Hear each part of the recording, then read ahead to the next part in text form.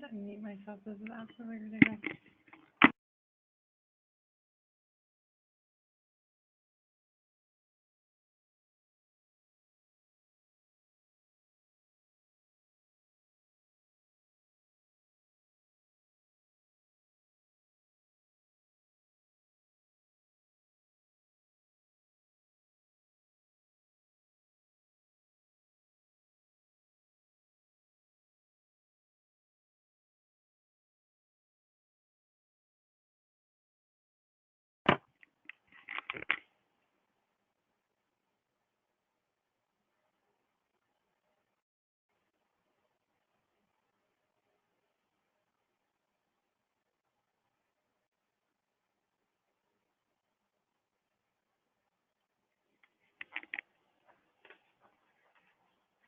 Hello, everyone, and thank you for joining the webinar today. What is a community-based social marketing, and how can it help improve your community's recycling program?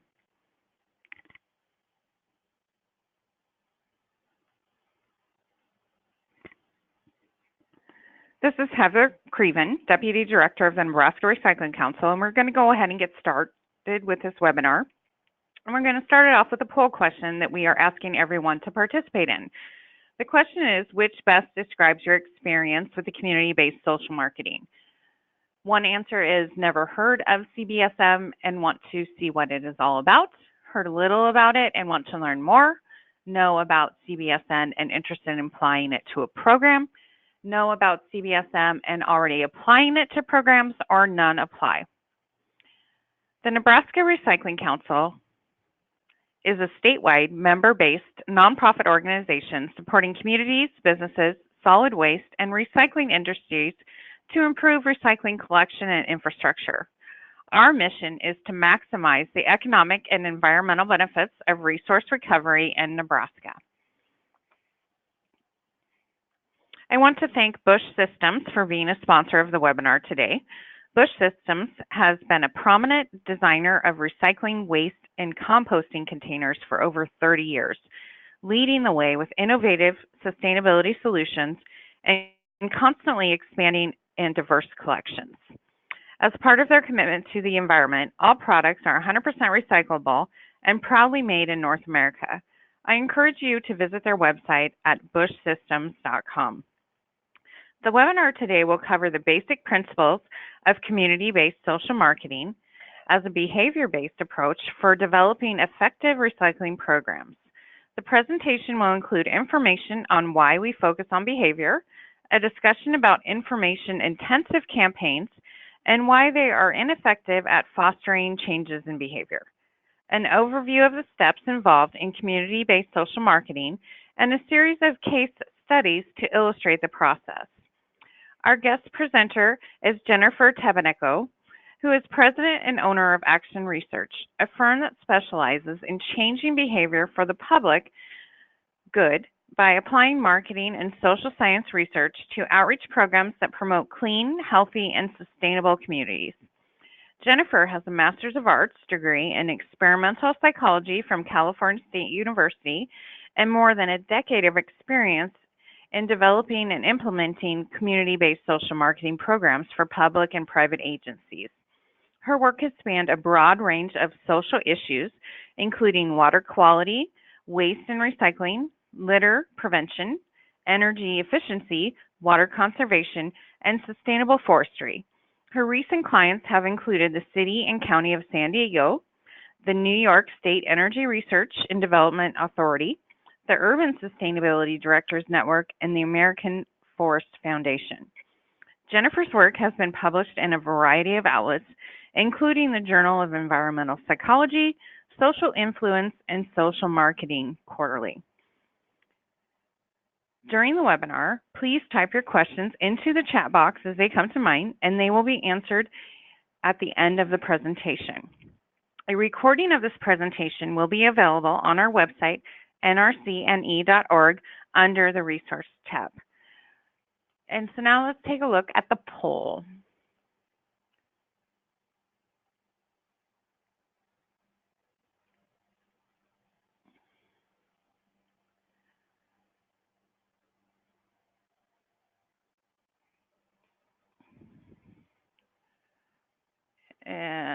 My computer is not playing nicely.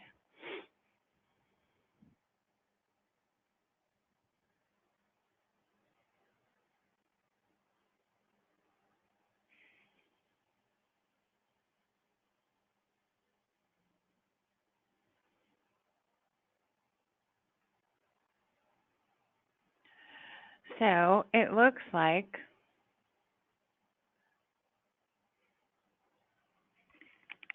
27% of you have never heard of a community-based social marketing. 43% have heard a little about it and want to learn more. 16% know about it and are interested in applying it to programs. 11% know about it and are already applying it to programs, and 3% say none apply. Again, a recording of this presentation will be available on our website at www.nrcne.org under the Resource tab. And thank you again for attending. And with that, I will turn the presentation over to Jennifer Tabanico, and there will be a slight delay before she begins.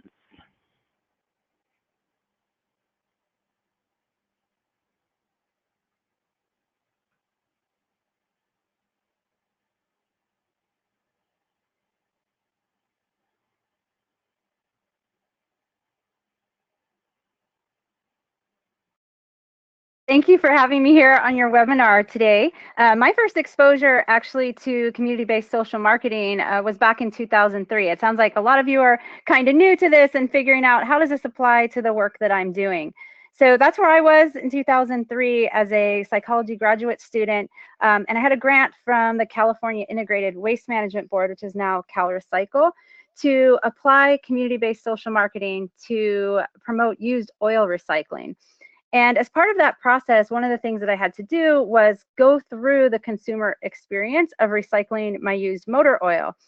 And it was there that I learned that this simple behavior that seemed like here's someone who's interested in environment and the applications of psychology to community issues should be pretty simple for me to do. But as I worked through that process, I found that, well, the first thing I needed to do was get a bin, and I had to find the right container for that used oil. And then I had to have it with me when we changed the motor oil. And then from there, you had to take the filled container back to the certified collection center. And of course, you had to find out where that was and the hours of operation. And then from there, take it back to your home and store it again. So there were many, many steps. And even as someone who was inspired and motivated, there were a lot of ways I could have fallen out of that process, in addition being paid on top of that. Fast forward a few years from there to about 6 years ago, I was attending a workshop in San Francisco with Doug McKenzie Moore, the founder of Community-Based Social Marketing. And I was helping to facilitate this workshop that consisted of a number of environmental program managers and sustainability directors working on a variety of topics. And many of them in the San Francisco area were working on issues related to recycling, source reduction, compost, and such. And what I found particularly interesting was that at the lunch hour, everyone was standing around the bins that were nicely labeled as recycling, trash, or compost, and looking into the bins, trying to figure out what they should be doing with their various items left over from lunch. And I just had to laugh to myself, because if we as individuals who are inspired and motivated and interested in this topic aren't always engaged in the right behaviors, then how can we expect that our target audiences are going to engage in those behaviors just because we tell them that they're important? So since 2003, I have fallen in love with this process of community-based social marketing and have built my company around that application. So as Heather mentioned, Action Research is focused on sparking behavior changes for good by applying marketing and social science research to outreach programs that promote clean, healthy, and sustainable communities. This process has been applied to a great extent in the waste and recycling. The topics have changed over time, with early work being around used oil recycling, moving to curbside collection programs, and then into more specific types of recycling, such as organics. We've worked across transportation, water quality, energy, conservation, pollution prevention, agriculture, So have a lot of confidence in this approach and its application to a wide range of behaviors within sustainability. So the first point that I want to make then is that behavior matters. So if you look at just about any environmental issue, whether you're talking about climate, air pollution, water pollution, species loss, natural resource depletion, and waste is no exception, we can really drill that down at some level to an individual's behaviors or choices. And one of the ways that we typically go about addressing these problems is through technology. So we develop more efficient vehicles, for example, to address greenhouse gas emissions, or we develop new technologies for recycling to increase the amount of materials that we're able to recycle. However, these technologies take time to perfect and they take time to penetrate the market. So they're only as good as the individuals who use them. Another approach is to take a policy approach, and this is where we create rules and regulations to limit the landscape of choices that people have. So for example, we ban plastic bags, or we ban particular materials from the landfill. While these will get us there, those policies take a long time to get in place, and very often we can have more support for those policies if people are engaged on a voluntary basis ahead of time. So at every level, we can find some solutions in behavior, and because of that, we can draw from the social sciences. There are over 100 years of studies looking at underlying motivations for behaviors and the contexts in which behaviors are more or less likely to occur. And we can draw from that science in developing our program and trying to reach our behavior change goals. So not only does behavior matter, but as it turns out, the behavior matters. So even within a very specific domain like recycling, there's a wide range of actions that people could engage in. Some of these are going to be one-time actions, such as signing up for a curbside collection program, and other behaviors might be more repetitive, so continually taking out your materials or scraping food waste into a trash bin. And the reasons that people engage or don't engage in these behaviors can also vary by behavior. So people's reasons for not recycling a plastic bottle might be different than their reasons for not recycling chipboard or mixed paper or food scraps. So even within this broad field of recycling, the reasons that people don't engage can be very different at the level of individual actions. So I want to switch now to talk a little bit about the traditional approaches to behavior change that we're probably most familiar with. And these are by and large going to be information intensive campaigns. These campaigns typically take one of three avenues. The first is a knowledge-based approach. And these campaigns are built on the assumption that people don't act because they don't know what to do or they don't know that they should. So we develop brochures, we develop websites, we hold workshops, and we do this with the assumption that if people just knew what to do, they would certainly do it. But the research is pretty clear in showing that simply knowing what to do is not a motivation for behavior change. The second path that we see very often is more of an awareness approach. And this approach assumes that people don't act because they don't care. And if we could just get them to see the importance of the issue and get them to be concerned about it, they will certainly act. So we develop messages that heighten their awareness, that show wildlife in distress and their abdomens full of plastic. And we hope that by making them alarmed and concerned, they will act. But again, the research is clear, and simply having a positive attitude about something doesn't necessarily translate into behavior change. And the final model is more of an economic approach. And here we find that if we just provide people with information to show them that it's in their financial best interest to participate, that they will surely do it. So we work on incentives, we try to get the costs and benefits just right, and we figure that people will decide if I can make money or save money, then I will certainly do it. But again, the research is clear that economic approaches alone don't always result in behavior change, and particularly behavior change that is sustainable over time. So let me provide you with one example of this relationship between knowledge and attitude and behavior change. And this example comes from the world of energy efficiency. And the reason that I choose it is because it kind of represents the uppermost boundary of what you're probably ever going to be able to do with a target audience. And also the researchers did a good job of measuring knowledge awareness and behavior. So this work was done by Scott Geller at Virginia Tech, and what he did was advertise in the newspaper a series of energy conservation workshops. These were to be 3-hour workshops held on the weekend and only available to the first 40 people who signed up. So as you can imagine, these people that are coming to this workshop and having interest in this workshop are probably already highly motivated. They're willing to spend 3 hours on a weekend to learn about what they can do in their homes to save energy and simple low or no cost improvements they may make around their home. Also, it's only available to the first 40 people. So these were the people who acted fast. The researchers measured attitudes and knowledge before and after participants came to the workshop, and they found that participants were more knowledgeable about energy conservation, and in particular, the things that they could do in their home to save energy, and they had more positive attitudes about energy conservation after attending the workshop.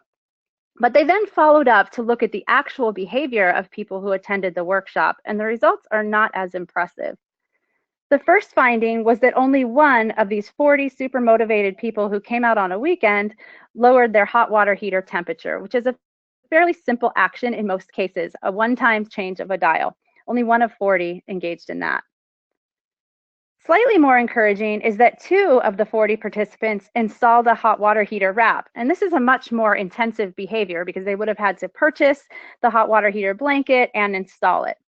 However, they, upon further investigation, found that both of those 2 people had installed that hot water heater wrap prior to attending the workshop. So likely they were going to do it anyway and couldn't tie it to the lessons in the workshop.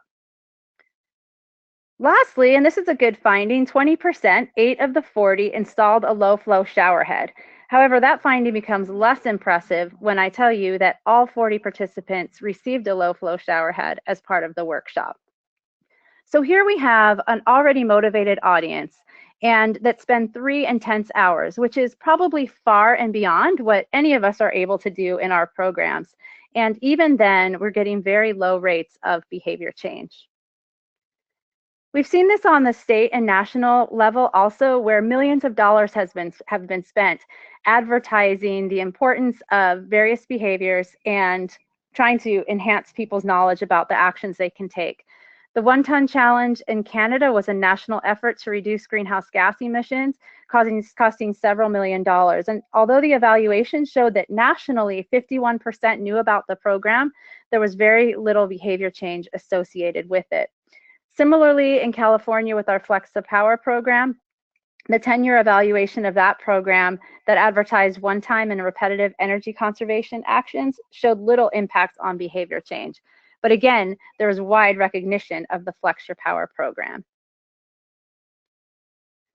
So if we have known for some time that these campaigns are not effective, think for a moment, and maybe just list one in your head, about why they are so prevalent if they don't seem to work well to engage people in long-lasting behavior change.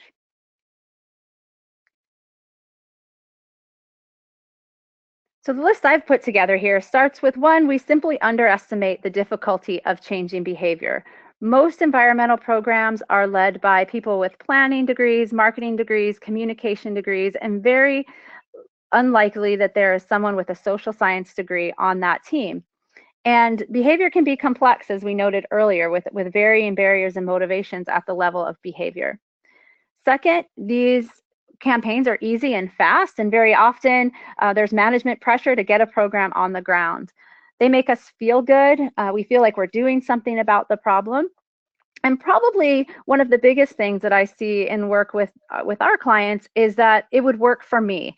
So we get in a boardroom, we get in a conference room, and we come up with programs that would work for us. But as people who are interested in the issue and dedicated to the issue, we're very different from our target audience.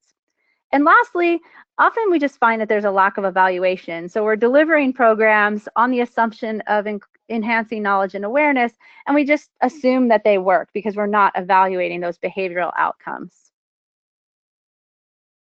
So for the remainder of the webinar, I'm going to provide you with an alternative.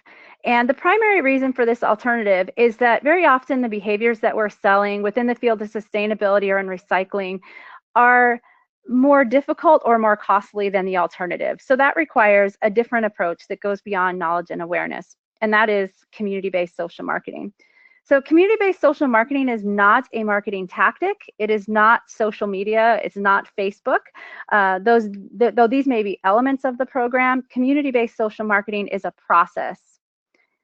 And it's a process that's based in social science. So we draw from that research body of evidence on what changes behavior. It's also community-based. The programs that are developed based on information gathered from the community and very often delivered by the community.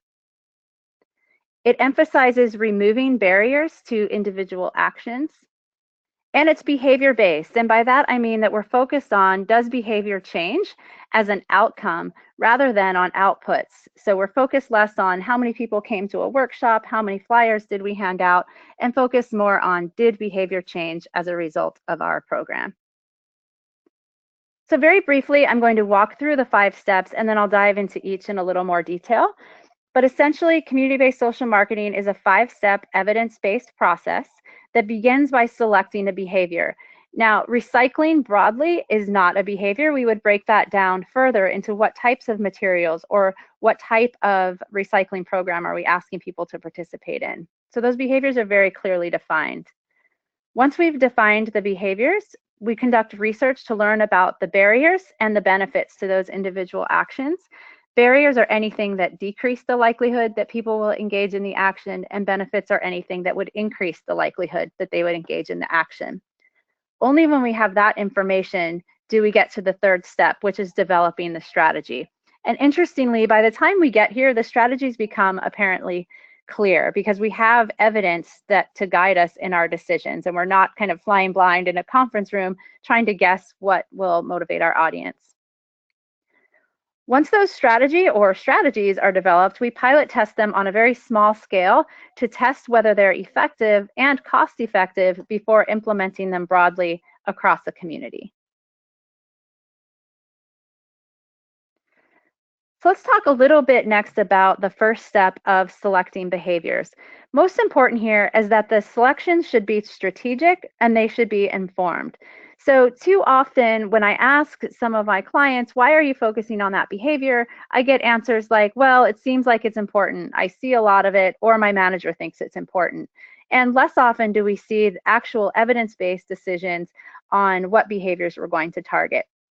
And this is really important, especially due to a psychological phenomenon called confirmation bias. And this is where we systematically look for evidence that supports our pre-existing beliefs, and we disregard evidence that doesn't fall in line with our pre-existing beliefs. So because of that, we want to be looking at actual waste. We want to be looking at technical reports and survey reports to guide our decisions about where we should be focusing. So I'll walk through what that might look like. First, we want to look at the whole big picture. So if you look at the entire waste stream, what are the primary sources? And so you'll see in this graph from 2016 and the EPA, the primary sources being food and plastics.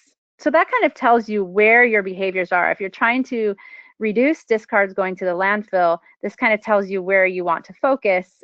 And in this particular chart, and this might look different for various municipalities, it would suggest that focusing on food or plastics would get you further than focusing on glass.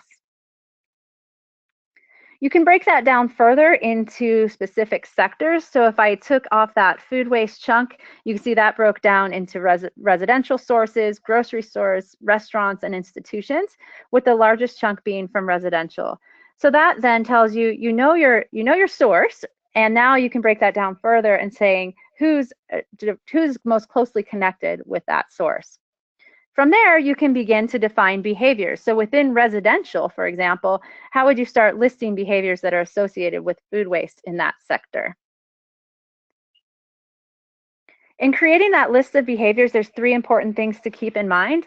First is that the behavior should be end state. So that is that the action causes the outcome. So that particular action would ultimately increase your recycling rates or decrease materials going to the landfill. So some examples of an end state behavior would be placing scrap paper in desk side recycling bins, placing food scraps in a curbside collection bin. Those are the individual actions. Second, we want to make sure that the behaviors are non-divisible. So that essentially means that they cannot be broken down into smaller actions. So broad requests like recycle, go green, or zero waste have many actions embedded with them and need to be further defined. And then lastly, in creating a list of behaviors you might consider, we want to avoid strategies. And so by strategies, I mean things like sign a pledge, attend a workshop, visit a website. Those might be activities that you hope will lead to a behavior change, but they are not behaviors in and of themselves. Once you have a good list of behaviors, the next thing we do is go through some efforts to prioritize the behavior. In some cases, you'll only have a handful of 3 to 5 behaviors, and you may not need to go through this process. But for other programs, you may have long lists of materials that you accept or long lists of behaviors. And in those cases, it's important to prioritize. And the reason for this is that people have a finite ability to focus on information. So the emerging literature, and I say emerging because there's some variety, but it seems that between 3 and 5 behaviors is the sort of sweet spot. And above that, people tend to disregard the information. So when faced with too many choices, people will disregard the information because they experience choice overload rather than just pick one off the list. Or at times they will just pick one off the list, but it may not be the most important. So for that reason, it's important to go through these efforts to prioritize the behaviors. And we do that across 4 dimensions. The first being impact. We want to choose those behaviors that will have a significant impact on the outcome. So recycling this material, you're finding this material to a great extent in the trash. That's something that would have a higher impact compared to something you're finding less often. Second is probability. We want to look at how likely is it that we can get people to engage in that behavior. Third is penetration. That is how many people are already engaged. So we're looking for behaviors that are high impact, that also have a high probability, so high likelihood of adoption, but we want behaviors that are low penetration. We want behaviors that not a lot of people are doing already because we need some room to move. And then lastly, we look at applicability, and that is to what proportion of the population is this relevant? So if you're looking at curbside collection, for example, that would be the proportion of the population that actually has that program in place. Another thing to consider, particularly with recycling behaviors, is that sometimes what we call a behavior is actually a chain of sub-actions, each of which have their own set of barriers associated with them. So for example, with recycling, if you need people to get a bin and then find a place in their home for that bin, and then put things in the bin, and then take the bin out to another bin, and then set that larger bin out at the curb, you've now taken a single action and turned that into 5 sub-actions. So there may be reasons that people don't want to go out and buy a separate recycle bin for their home. There may be space limitations. So it's really important in those cases to break down that behavior chain and make sure that you're understanding the barriers at each step along that path.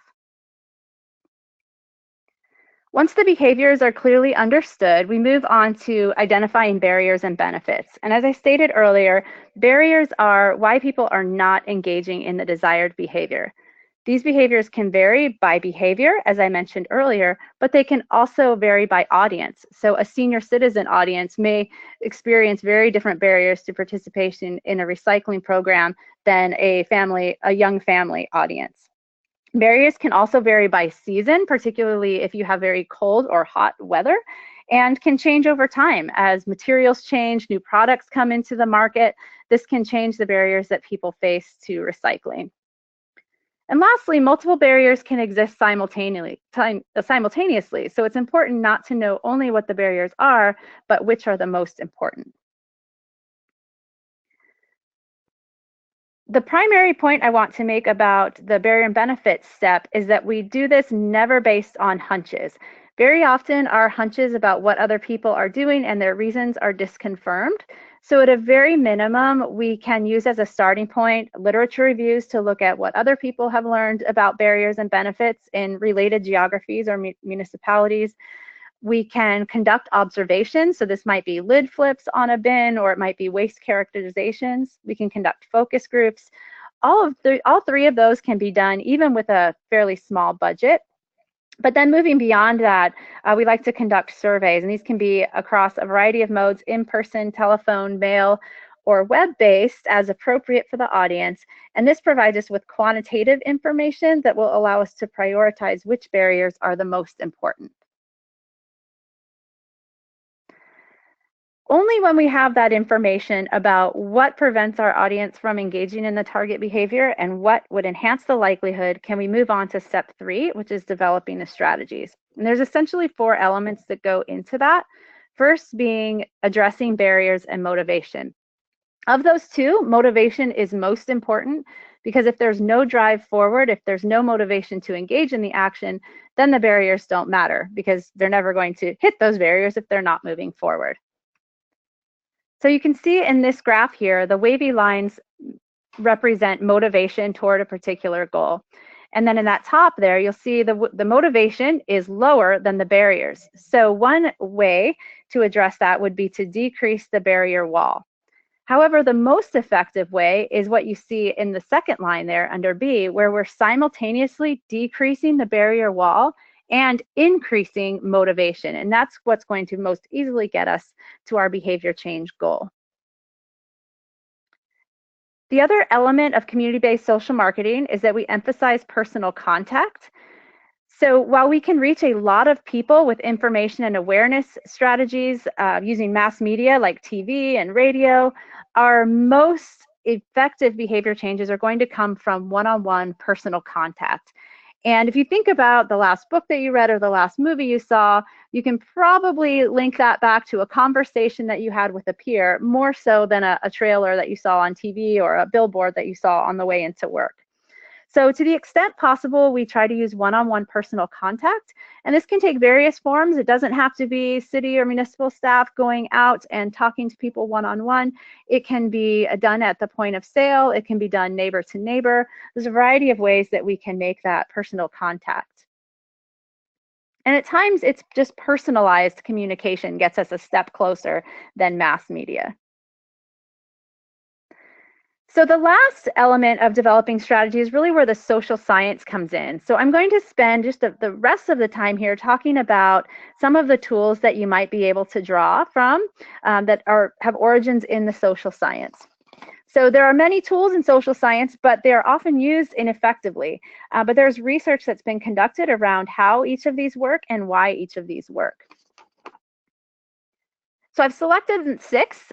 First is education. And while I did spend a good bit of time at the beginning of this webinar saying knowledge is not enough to promote behavior change, knowledge itself can be a barrier. So if people don't know how to do something or where to do something, then it is important to provide that educational component. And that may be through workshops, it may be through flyers, or the more traditional ways of communicating knowledge.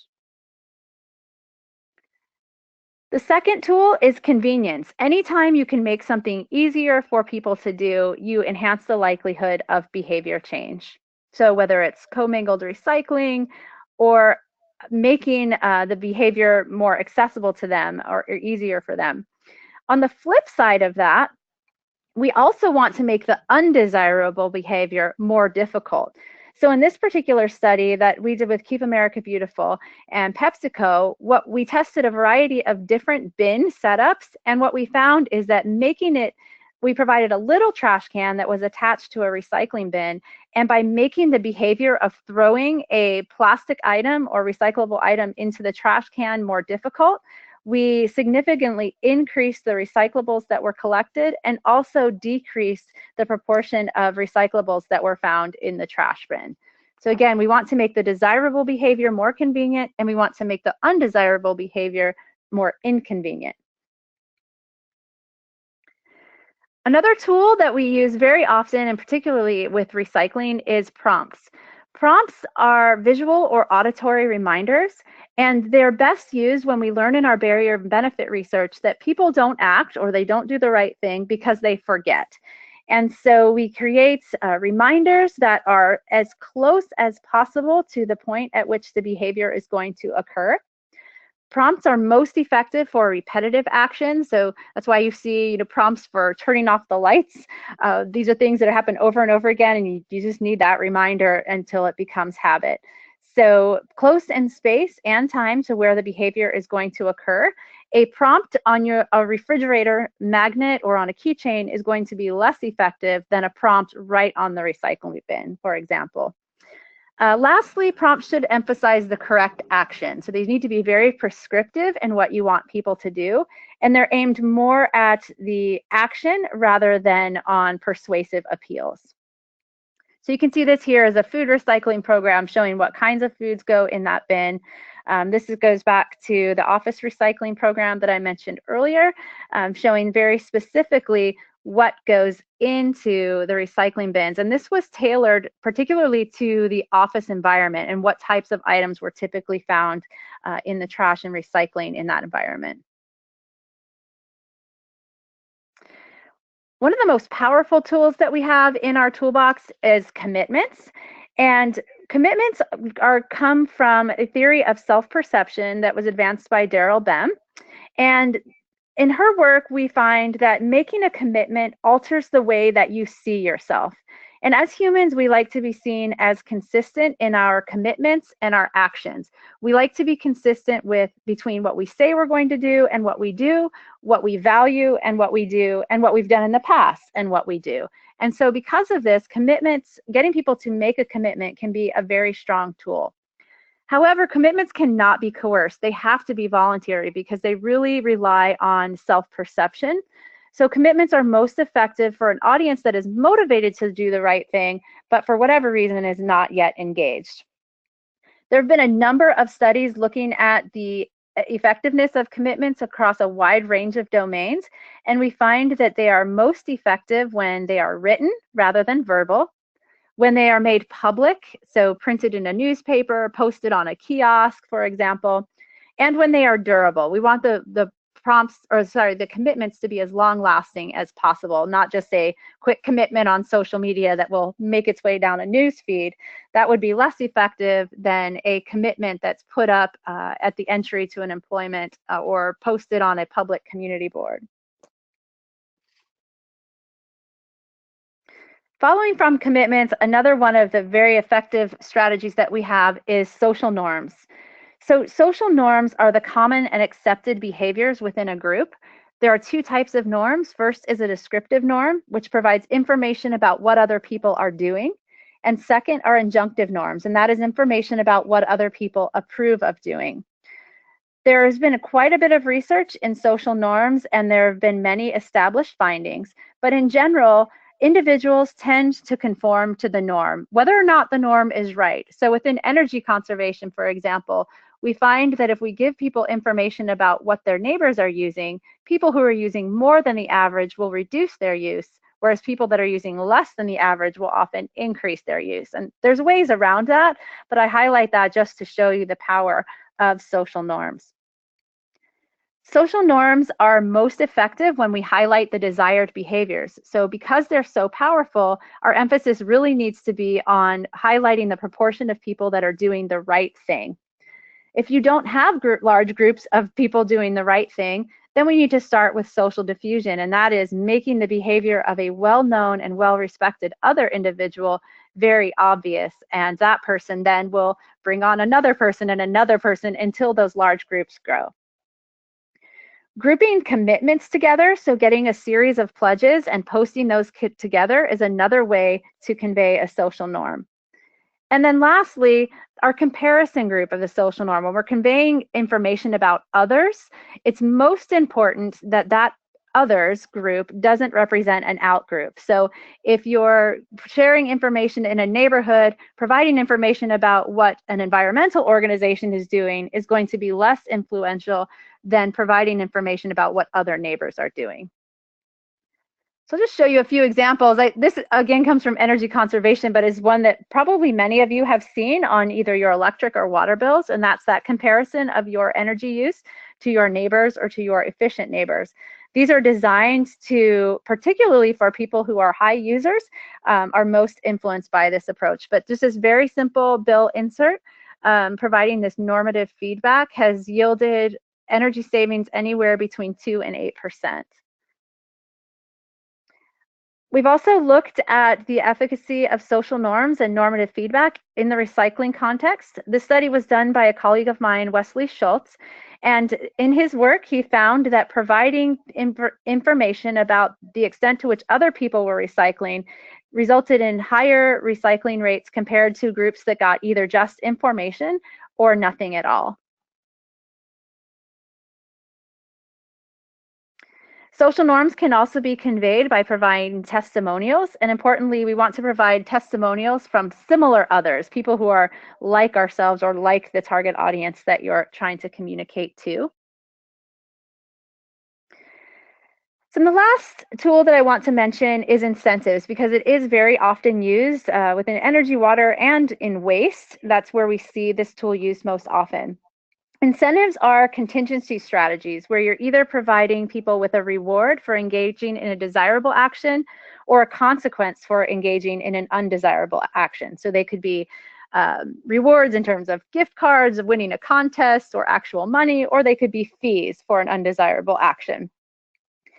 In general, the larger the incentive, the more likely that the behavior change will occur. However, incentives rely entirely on extrinsic motivation. Unlike commitments, they don't alter the way we see ourselves. But because they rely on extrinsic motivation, they can very often be used for audiences that have low or no motivation at the start. One of the most important things to keep in mind about incentives, and this comes out of a lot of the social science literature, is that there are a number of limitations, and this is why I think it's important to mention. So number one is it's been very well established that when an incentive is removed, behavior will often revert back to original levels and very often below original levels.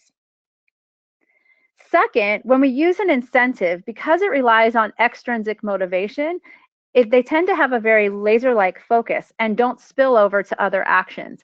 So if you incentivize someone to recycle their cans and bottles, that does not increase the likelihood that they will at a later time begin to recycle their organics, or that they're going to recycle materials that don't have a cash redemption value associated with them.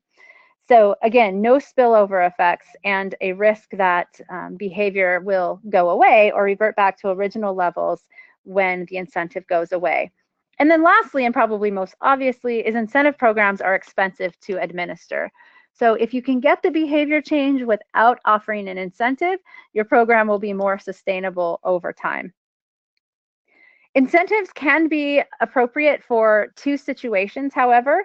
Number one, if it's a one-time behavior. So if you want people to buy a home recycling bin, for example, or sign up for a curbside collection program, it's something they do one time, then an incentive is often appropriate because you don't need to worry about behavior going back to original levels, and it's not something that you need to sustain by continuing to incentivize it over time. And then the second time that incentives are appropriate is when cost is a barrier. So if we find that one of the reasons people don't engage in the behavior is that it's expensive, then incentives can be an appropriate tool.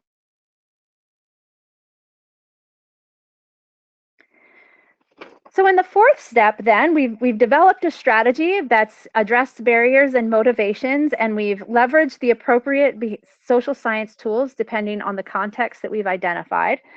Then in the fourth step, we want to conduct a pilot test. And a pilot test doesn't mean deploy the program for a year and see what happens.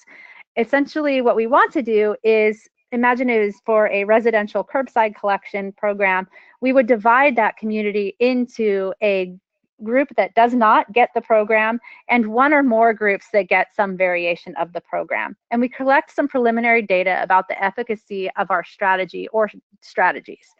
This allows us to identify and address any problems before a full-scale rollout. It also allows us to test out multiple program variations. So perhaps in one neighborhood, you do a door-to-door communication, whereas in another neighborhood, you leave a hang tag on the trash bin, and another neighborhood gets a mailer. So it allows you to test out multiple interventions to not only see which one is the most effective, but also to see which is the most cost-effective. You may get a small increase or a large increase in recycling rates going door to door, but you get something slightly lower with a mailer. However, that mailer is going to be less expensive per behavior change, then you may decide that even though you got less behavior change, you're going to be able to deploy that program more broadly. So it allows us to look at that return on investment. Only when we've tested a strategy and found that it's effective do we roll it out across the broad scale. So one of the first questions that always comes up is, well, what if it's not effective? If it's not effective, we definitely don't want to be deploying it across a neighborhood, but we can go back and refine our strategies. Maybe there's something that wasn't clear, maybe there's a barrier that was not addressed, or maybe we need to include another element to make it more accepted by our target population. So we go through that process of fine-tuning the strategies and pilot testing them again. These are short-term pilots, so you're not burning up your whole budget, rolling out whole programs for a year, and then finding they don't work. At times, and this doesn't happen very often, but you've just pilot tested something to death, then you may need to go back and select a different behavior. Maybe it's a different material that you want to focus on. The other place where we have sort of feedback loop built into community-based social marketing is if you conduct barrier and benefit research and you find that we're just not going to get people to do this given our budget and given what we have the power to overcome, then you may need to go back and select a different behavior or perhaps a different material. So I'm going to walk through here as we close up a very brief example. This is some work I mean, as I mentioned early on, we've got many, many examples of community-based social marketing working well across a variety of contexts, but I really wanted to pick something that was most relevant to the issues that many of you are working on. So this is some work we did a few years ago in the city of Fort Worth in Texas. And we started by trying to select the appropriate behavior. So we wanted to increase recycling rates, but first we wanted to know where are the biggest opportunities. So to do that, we began by conducting a waste characterization study where a random selection of 415 households were examined in terms of what is in their trash that should be going in the recycling bin and what is in the recycling bin that should be going in the trash. And there were a number of important findings there, but the one that really came up to the top was that mixed paper was the primary opportunity for improving recycling. We found mixed paper in 87% of the garbage carts that were observed, and this paper represented 8% of the volume by weight of those bins. So our target behavior then focused on reducing the mixed paper that was in the trash, and this was primarily junk mail. Of those 415 households who participated in whose waste was characterized, those same households also participated in it separately without the awareness of their waste characterization in a door-to-door survey. So 261 of those households also participated in the survey in which they were asked about the barriers and benefits to recycling various materials, and in particular, the mixed paper and junk mail. One of the barriers that came up to the top was privacy concerns. People had significant concerns about placing material with their address into the trash can. There was also a great deal of confusion about what kinds of paper could go in the trash. People were not sure if envelopes with plastic could go in the trash or if that could go in the recycle. So there was some confusion there that needed to be clarified. However, we also found that people had very positive perceptions about recycling. They saw it as something that was good for the environment, to save landfill space, and really as the right thing to do. So here we have a situation where motivation is high, but we have very specific barriers that had to be overcome. So that pointed very directly to our strategy. As I always like to point out that once you have this barrier and benefit research, in almost all cases, the strategies are going to self-present themselves. And this was no exception. So what we ended up doing here was developing a hang tag that was placed on the resident's trash bin by the hauler. And we highlighted three things. First, we highlighted social norm. We found in our research that 87% of the residents thought recycling was important. So that was a very strong injunctive norm, so beliefs about what other people approve of, that we could highlight. So even though not everybody was recycling at great rates their mixed paper, we had this strong social norm that we could emphasize. So you may not be able to see it in the small print, but we say in a recent survey, 87% of Fort Worth residents stated that recycling at home was very important to them. However, residents were unsure about recycling items that contained their name or personal information. So this was the second component, and that was an education or information component in which we really needed to address that confusion and inform people that their private information was just as safe in the recycling bin as in the trash. But going beyond just telling people that, we wanted to actually make it easier for them to not have those concerns. So we also provided them with a black marker that they could use to mark out their information before they recycle. And then lastly, the hang tag also included information about what kinds of mail, so it's junk mail, envelopes with windows, magazines, and glossy paper were all recyclable within that particular program. So unfortunately with this one, the challenge became in pilot testing, the haulers collecting the proper information. So with this particular case study, we don't know for certain if it was effective, but we did see that ability to kind of take a broad behavior like recycling, narrow in on a specific action, and then learn about the barriers and benefits to that action. In that same work, we saw that the barriers to chipboard were different than the barriers to paper, were different than the barriers to plastic bottles. So I think that's something really to consider when we're trying to fine-tune our educational material. So with that, I'll just close and point you to some additional resources for those of you who want to learn more about community-based social marketing. It sounded like most of you, so about 70% of you on this call today, are either new to community-based social marketing completely or really just wanting to know a little bit more about it. So I could direct you, there's two websites. First is Doug Mackenzie Moore's community-based social marketing website. That website includes a number of case studies and also the Fostering Sustainable Behavior book, which covers community-based social marketing, is available for free on that website. You can read it directly on the site. There's also a toolsofchange.com, which includes a number of case studies, specifically in recycling, transportation, across other domains as well. So you can see how others have applied the model. Also listed here some discussion forums and listservs that you may be interested in participating in if this is something that you're working on in your organization and you want to follow what others are doing. So I will close it then and take any questions, Heather, that might have come up. Thank you. So thank you, Jennifer. I appreciate your time. I do want to launch a poll. And so the next question is, which area of community-based social marketing are you most interested in learning more about? And your options are behavior selection, barrier and benefit research, social science tools, pilot testing and evaluation techniques, or none. So if you guys want to take some time to vote, I will ask the questions that we have received for Jennifer. So Jennifer, my first question is, piloting can be expensive. Design, print, collection of before, after data. What shortcuts can we take on a limited budget?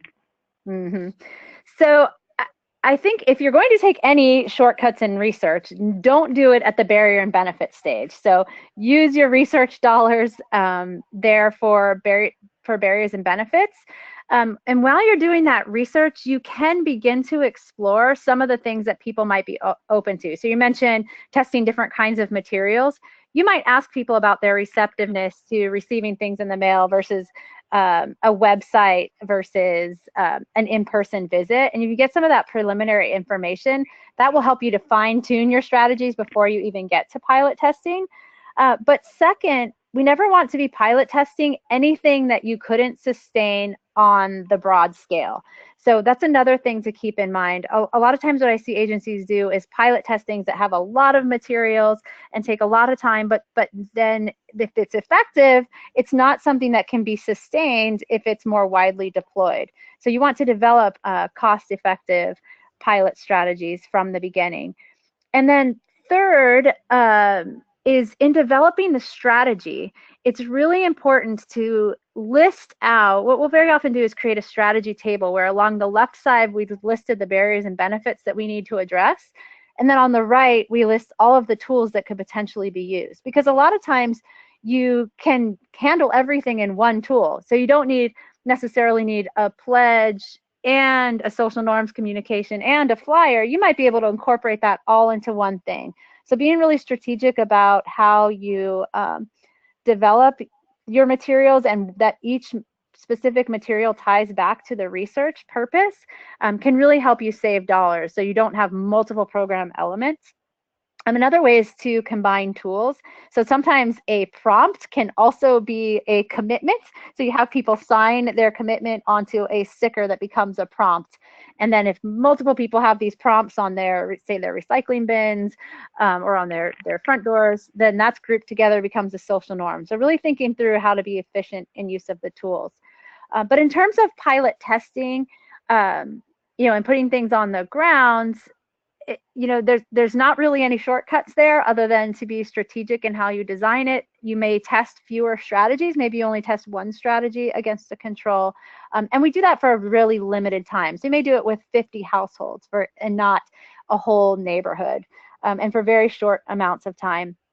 Keeping in mind that if the program is not effective and you have zero return on investment, then those pilot spending dollars, even though they take dollars, are a good investment because you're saving yourself from throwing away your budget in the future.